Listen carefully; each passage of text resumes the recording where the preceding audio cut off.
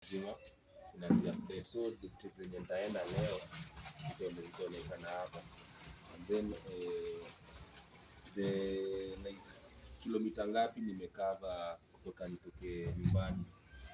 Like nimekava 53, and then pia hii ni current yenye natumia,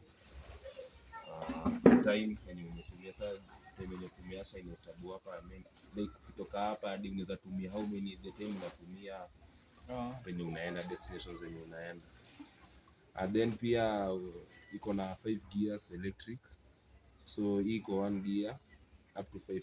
Ikiwa electric ufai kutumia nini hizo, unaweza tumia kama uko nini, kama uko electric mode, like ni automatic na manual na automatic. So sasa iko automated, and then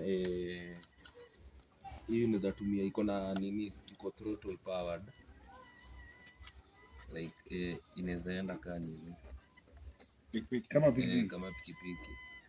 Hii ni throttle powered na bado iko na pedal assist. So the moment umechoka kutumia throttle, kama unataka maybe kwa mazoezi unaweza tumia the pedal assist.